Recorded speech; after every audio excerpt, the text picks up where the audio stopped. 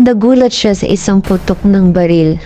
Pagtingin niya'y nakita niya ang kanyang ina na humahagulgol sa iyak at nakatingin dito ang kanyang maliit na kapatid.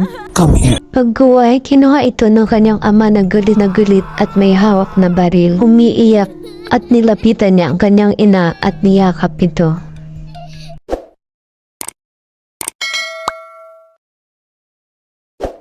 Isang hapon, dumating ang mag-ina galing sa bayan.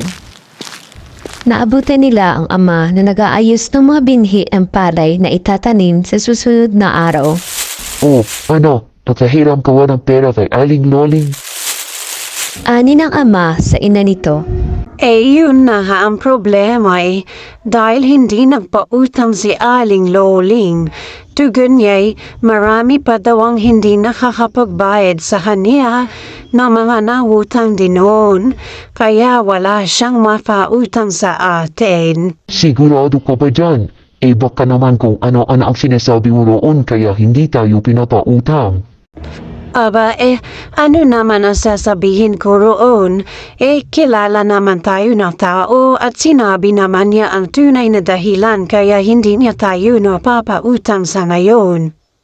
Mataas na ang boses ng ama at pagalit na tumuran sa kanyang ina.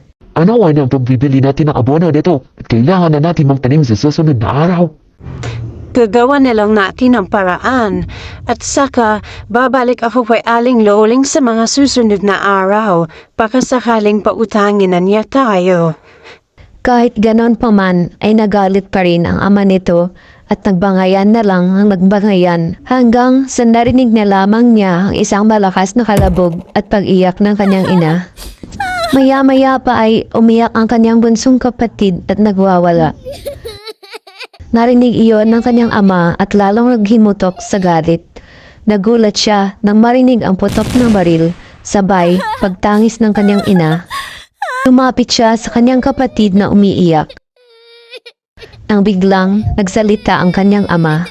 Akin yung kapatid mo, ipaghain mo na siya doon ang makakain at ito'y nagugutom. Pabulyaw na utos ng kanyang ama, habang ang kanyang ina ay patuloy na umiiyak at nakasiksik sa isang sulok ng kanilang bahay. Tumingin siya rito at nang makitang sumenyas na sundin ang utos ng kanyang ama, dali-dali naman siyang kumuha ng makakain at nilapag ito sa kanilang sahig malapit sa pintuan kung saan maabot ito ng kanyang ama mula sa labas. Saka naman ito lumapit sa kanyang ina at niyakap ito. Nay, ano po ang nangyari? Bakit ka po umiiyak? Ano po ang ginawa ni tatay sa iyo? Humihikbi nitong tanong sa ina. Sinaktan ako ng tatay mo, anak. Hindi ko maingalo maayos ang aking leeg. Baka may naipit na ugat rito dahil sa lakas na suntok ng tatay mo sa akin. Tuloy-tuloy na tugon ng ina habang humihikbi.